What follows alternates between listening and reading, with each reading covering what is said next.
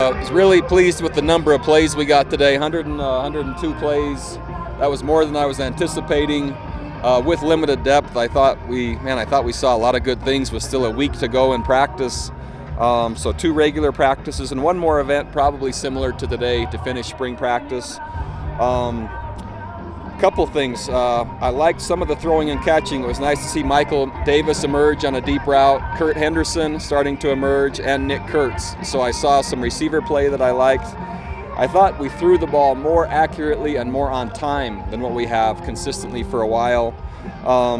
And then with only 2 running backs that we allowed to play today, I thought we were still able to assess run offense, run defense well enough. And then I got a chance to see some kickers, not in live situation, but at least in the stadium under some pressure, which was good.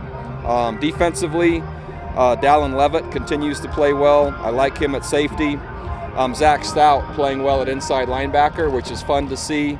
And then we're seeing Trenton Trammell and Rob Davis get out and play, see Rob a little bit at safety and some at corner. That was good to see. So overall, a really positive day in terms of that amount of volume with still work to do.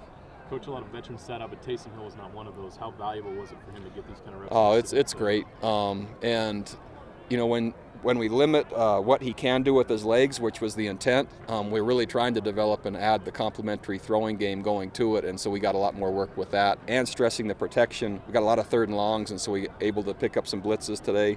And then there's some throws downfield. Taryn Houck emerged on a couple of the 3rd downs as well, which was good to see.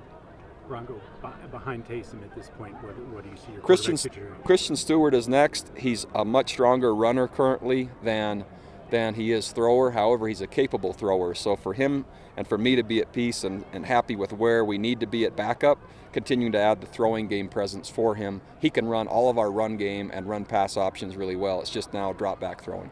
You talked about the kickers. Where does that position stand in your mind right now? Going into today, statistically, Moose Bingham had a slight edge. Today, it swung more toward Trevor Sampson in terms of accuracy.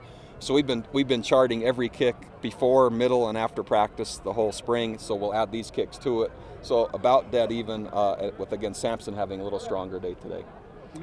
Punter-wise, Scott Ariano's doing a nice job with Jordan Miller as backup. So there's a few nice punts today too. You mentioned like the Zach Stout step up middle linebacker. How's that position kind of? Man, that was critical. We've been looking for the right combination. We had Manoa Pakula at Mike to start with, and Jeremiah at Buck, and now Zach Stout is kind of pushing that hard to where if I were to go today, it would be Zach and Manoa. So Zach at Mike, Manoa at Buck, with Jeremiah being the 3rd.